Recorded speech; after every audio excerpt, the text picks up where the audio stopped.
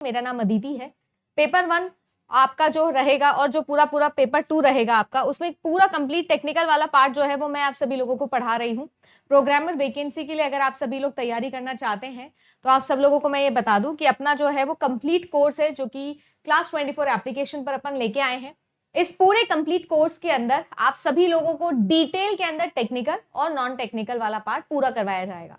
तो आप राजस्थान एग्जाम्स पे जाओगे क्लास 24 एप्लीकेशन पे, क्लास 24, ठीक है, ये एप्लीकेशन का नाम है जिस पर आप जाओगे। आरपीएससी प्रोग्रामर का कोर्स इस तरीके से आपको दिखेगा।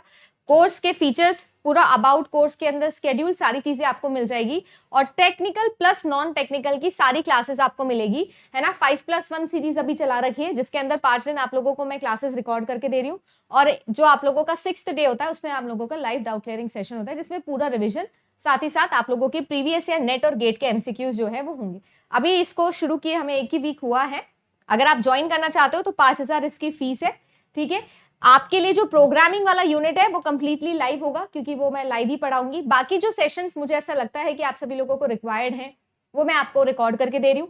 कंप्लीट रोड मैप मैंने आपको पहली क्लास में समझा दिया था। अब मैं पूरा यूनिट वाइज, जैसे डेटाबेस मैनेजमेंट सिस्टम है उसका कंप्लीट रोड मैप अलग से आप लोगों को देती हूँ, नेटवर्किंग का अलग से आपको दूंगी। तो ये सारी की सारी चीजें अगर आप लोगों को रिक्वायर्ड है, आप कोर्स लेना चाहते हैं तो आप लोगों के लिए जो है ये कोर्स ऑलरेडी चल रहा है, ठीक है। क्लास 24 एप्लीकेशन पर आप जाके इस कोर्स को ले सकते हैं। गए थे सबसे पहला बात आपसे अभी बोला जा रहा है कि जो आप लोगों का साइज और कॉम्प्लेक्सिटी है ये पीपल मैट्रिक्स है, प्रोजेक्ट मैट्रिक्स है, प्रोसेस मैट्रिक्स है या प्रोडक्ट मैट्रिक्स है।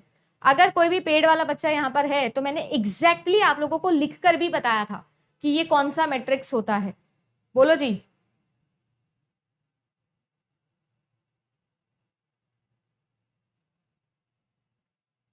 तो हम सब लोग जानते हैं कौन सा मैट्रिक्स होता है, कौन सा मैट्रिक्स होता है, सॉरी देखो पब्लिक क्या बोल रहे हैं, आपका प्रोडक्ट मैट्रिक्स होगा, है ना, आपकी प्रोडक्ट, क्योंकि प्रोडक्ट की कॉम्प्लेक्सिटी के ऊपर ये बेस्ड रहता है।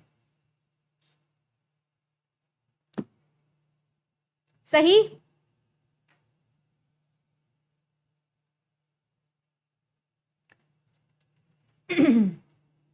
तो आपके पास में 4 P's हैं। देखो प्रोडक्ट मैट्रिक्स हो गया जिसके अंदर आप लोगों के प्रोडक्ट से रिलेटेड सारी फीचर्स आएंगे। देन आप लोगों का आता है प्रोसेस के अंदर आप लोगों की जितना भी एफर्ट लग रहा है, कितनी इफेक्टिवनेस है आपके प्रोडक्ट के अंदर। देन आपके प्रोजेक्ट मैट्रिक्स आते हैं, प्रोजेक्ट के अंदर आपकी कॉस्ट आ जाएगी, ठीक है ना, आपके कितने लोग हैं और कितने लोगों का कितना पैसा आ रहा है, ये सारी चीजें आ जाएगी। नेक्स्ट देखिए, the process to gather the software requirements from client, analyse and document is known as software engineering. ओहो, बहुत ही सिंपल सवाल। Software engineering, user engineering, requirement elicitation, requirement engineering. तो देखिए भाई सारी चीजें एक साथ हो रही है इसीलिए रिक्वायरमेंट इंजीनियरिंग आ जाएगा। सिर्फ अगर रिक्वायरमेंट को गैदर करने वाली टेक्निक्स होती तब हम क्या बोल देते, रिक्वायरमेंट एलिसिटेशन प्रोसेस बोल देते। एक और छोटा सा सवाल पूछूं क्या कि यहां पर यूज केसेस यूज होते हैं क्या सॉफ्टवेयर इंजीनियरिंग के अंदर, यूज केसेस कौन से फेज के अंदर यूज किया जाता है या फिर यूज किया जाता भी है या नहीं, ये भी बता सकते हो। नेक्स्ट देखिए, मॉड्यूल एक्स है, मॉड्यूल वाई है, ऑपरेट हो रहे हैं सेम इनपुट एंड आउटपुट पर, तो कौन से टाइप का कोहेशन है।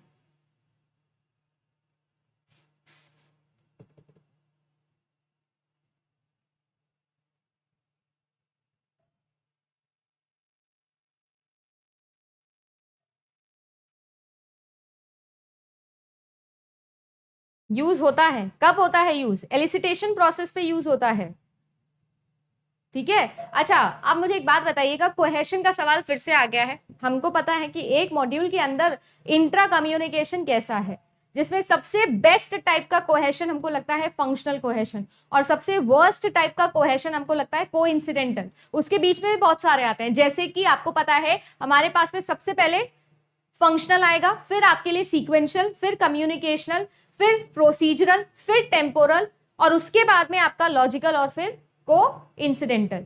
ये आपका सीक्वेंस होता है, याद रखना है, जैसे कि मैंने याद किया है, लॉजिकल है, सीक्वेंशियल है, प्रोसीजरल है और आपके पास में कम्युनिकेशनल है। जो आप लोगों का, हाँ कम्युनिकेशनल है, बिल्कुल। आपसे ये पूछा जा रहा है कि जो हमारे एक्स और वाई मॉड्यूल हैं वो सेम इनपुट और सेम आउटपुट पर क्या कर रहे हैं, काम कर रहे हैं, तो ये कौन से टाइप का है, एक्सटर्नल एनवायरनमेंट से जो कम्युनिकेशन है वो सेम है, इसीलिए ये कैसे है मैम, कम्युनिकेशनल कोहेशन है। लॉजिकल कौन सा होगा या कब होगा, वेरी गुड, कम्युनिकेशनल होगा यहाँ पर। लॉजिकल कब होगा, जब सारे के सारे पार्ट लॉजिकली एक दूसरे से रिलेटेड हो, फंक्शनली एक दूसरे से रिलेटेड ना हो। सीक्वेंशियल, एक का जो आउटपुट है दूसरे के इनपुट के जैसा काम करे। प्रोसीजरल, जो सारे के सारे मिलके किसी एक प्रोसीजर को क्या करते हो, फॉलो करते हो, ऑर्डर ऑफ एग्जीक्यूशन जिनके अंदर दिखता हो। सबसे बेस्ट कौन सा लगता है हमको, फंक्शनल, है ना मैम, क्योंकि सारे के सारे जो कंपोनेंट है वो एक साथ मिलके किसी एक पर्टिकुलर फंक्शनैलिटी को अचीव करने के लिए काम कर रहे हैं। यही बता रहे थे, हाँ जी, ठीक है। देखो फंक्शनल हो गया, सीक्वेंशियल होगा, कम्युनिकेशनल हो गया, प्रोसीजरल हो गया आप लोगों का, ठीक है, टेम्पोरल हो गया, लॉजिकल हो गया और कोइंसिडेंटल हो गया। Next, which one of the following is an indirect measure of the product. Indirect measure पूछा गया है, क्वालिटी, कॉम्प्लेक्सिटी, रिलायबिलिटी या फिर सारे के सारे ही है। देखो सारे के सारे ही हैं, क्वालिटी भी इनडायरेक्ट है, कॉम्प्लेक्सिटी भी है, रिलायबिलिटी भी है। यूजुअली जितनी भी नॉन फंक्शनल रिक्वायरमेंट्स होती है या नॉन फंक्शनल क्वालिटीज होती है, सारी की सारी इनडायरेक्ट ही होती है, क्योंकि डायरेक्टली उसको मेजर नहीं कर सकते, देख नहीं सकते हो। नेक्स्ट, रैड मॉडल की फुल फॉर्म आ गई थी जी, देखो कोकोमो की फुल फॉर्म आई, एक रैड की फुल फॉर्म आ गई, और आप सभी लोग जानते हो, हाँ, टेम्पोरल टाइम से रिलेटेड होता है, very good. Red, rapid application development.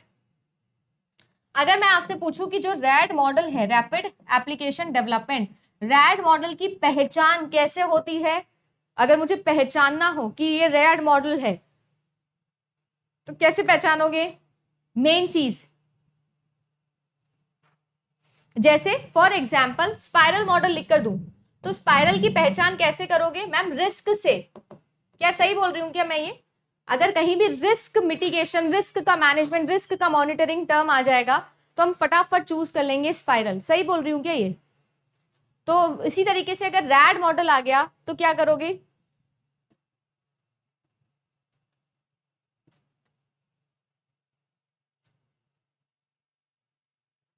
हाँ वेरी गुड, टाइम मैम, एकदम फास्ट डिलीवरी है इसकी, है ना, एक्सट्रीमली फास्ट डिलीवरी ये करता है, वेरी गुड।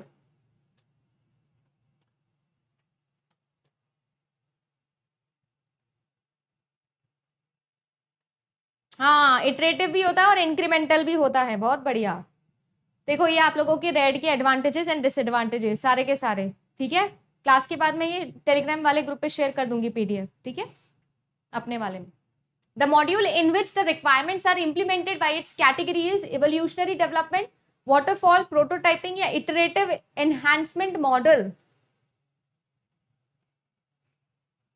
कैटेगरी वाइज डालते हैं जिसमें the model in which the requirements are implemented by its category, evolutionary, waterfall, prototyping या इटरेटिव। देखो वाटरफॉल मॉडल जिसको हम मदर मॉडल भी बोलते हैं, ये तो कोई काम का यहाँ पर हमारे लिए है नहीं। प्रोटोटाइपिंग के अंदर भी ऐसा नहीं होता है, थ्रू अवे प्रोटोटाइप्स हमको मिलते हैं तो वो भी लेना देना नहीं है। इटरेटिव एनहांसमेंट मॉडल करके हमने कुछ खास ज्यादा पढ़ा है नहीं। करेक्ट आंसर जो है वो आप लोगों का इवोल्यूशनरी डेवलपमेंट मॉडल हो जाएगा, ठीक है ना। देखो जरूरी नहीं है कि हमेशा हमको हर क्वेश्चन का आंसर आता हो, बिल्कुल जरूरी नहीं है ना, और मुझे भी नहीं आता, ऐसा जरूरी नहीं कि मेरे को सारे आंसर्स आते हों, बिल्कुल भी नहीं, ठीक है, किसने बोला, बट मुझे मैम आंसर निकालना आना चाहिए।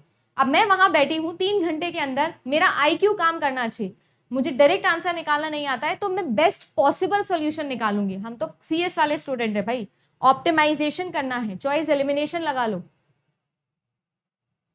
Next, a good software requirement specification does not have the characteristics of what, completeness, consistency, clarity या फिर reliability। इनमें से कौन सी नहीं होती है, सारे इंपॉर्टेंट है देखा जाए तो, बट हमारे पास में कुछ इंपॉर्टेंट फैक्टर्स होते हैं, ठीक है। कंप्लीट होनी चाहिए, अनएम्बिगियस होनी चाहिए, वेरीफाइबल होनी चाहिए, टेस्टेबल होनी चाहिए, अनएम्बिग्यूटी होनी चाहिए, अनएम्बिगियस बोल दिया क्या, ट्रेसेबल होनी चाहिए, ठीक है ना, कंसिस्टेंट होनी चाहिए, सब होती है, पर रिलायबिलिटी का नाम यहाँ पर कहीं भी नहीं आता है।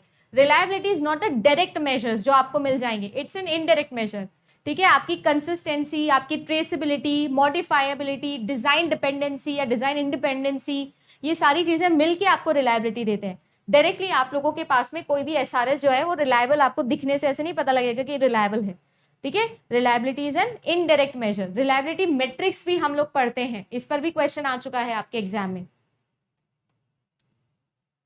अच्छा ये देखो, कंप्लीट होना चाहिए, अनएम्बिगुअस, वेरीफाइबल होना चाहिए, टेस्टेबल होना चाहिए, डिजाइन इंडिपेंडेंस होना चाहिए, मॉडिफाइबल होना चाहिए, ट्रेसेबल होना चाहिए और आपके लिए कंसिस्टेंट होना चाहिए। ये सारी प्रॉपर्टीज है आपकी एसआरएस की। कौन सा ऐसा मैट्रिक्स है which is actually derived by normalising the quality and और productivity measure by considering the size of the software that has been produced. Function oriented, function point, line of code, size oriented. दोबारा पढ़ते हैं, समझ नहीं आया पहली बार में तो। Which metrics are derived by normalising quality and और productivity measures considering the size of the software that has been produced. Okay जी, function point, function oriented, line of code या साइज ओरिएंटेड, बताइए जी। देखो फंक्शन पॉइंट तो हो नहीं सकता यहां पर, क्यों? फंक्शन पॉइंट जो होता है वो तो मेन कुछ पॉइंट्स होते हैं, क्वालिटी कैरेक्टर्स होते हैं, उनके अकॉर्डिंग मेजर्स देता है, तो ये तो हो नहीं सकता। फंक्शन ओरिएंटेड मैंने कुछ पढ़ा है नहीं खास, ये तो कुछ है ही नहीं। लाइन ऑफ कोड हो सकता है, साइज हो सकता है, बट एक्चुअली में तो देखिए जो लाइन ऑफ कोड है वो भी साइज ही आपका बना रहा है, तो बिगर टर्म यहाँ पर साइज है, तो मेरे हिसाब से तो आंसर यहाँ पर होना चाहिए था size, but I am not sure. जी हाँ, साइज ओरिएंटेड आप लोगों का होगा, ठीक है। नॉर्मलाइजिंग द क्वालिटी एंड और productivity measure by the size of the software, ठीक है। थोड़ा अजीब सा सवाल है, बट एक ना एक सवाल तो अजीब आएगा ही। चलिए नेक्स्ट देख लेते हैं, alpha beta testing. Software testing is one of those topics जिसमें से क्वेश्चंस आता ही आता है, चाहे किसी भी फॉर्म में आए, वैलिडेशन वेरिफिकेशन में आए, टाइप्स ऑफ टेस्टिंग में आए, क्वेश्चन बनेगा ही बनेगा। कोई मुझे सीक्वेंस बता सकता है क्या? सॉफ्टवेयर टेस्टिंग का सीक्वेंस बता सकता है क्या कोई? पहले कौन सी होती है, फिर कौन सी होती है, फिर कौन सी होती है और उसके बाद में कौन सी होती है? पहले यूजर टेस्टिंग होती है, फिर इंटीग्रेशन टेस्टिंग होती है, ठीक है, उसके बाद में वैलिडेशन टेस्टिंग होती है, फिर सिस्टम टेस्टिंग होती है। सही लिख रही हूँ क्या मैं? ये सीक्वेंस सही लिखा है क्या मैंने? व्हाइट बॉक्स और ब्लैक बॉक्स में क्या टेस्टिंग में डिफरेंस होता है? ब्लैक बॉक्स टेस्टिंग जो होता है वो एक तरीके का ओपेक टेस्टिंग होता है, व्हाइट बॉक्स जो होता है वो ट्रांसपेरेंट होता है, जिसको ग्लास बॉक्स भी बोलते हैं, ठीक है। बिहेवियरेबल टेस्टिंग किसको बोलते हैं? जो कि मैम फंक्शनैलिटी को चेक करता है, जैसे कि ब्लैक बॉक्स, ठीक है। नॉन बिहेवियरेबल किसको बोलते हैं? जिसको हम स्ट्रक्चरल बोलते हैं, जो अंदर की चीजें भी देखता है, व्हाइट बॉक्स।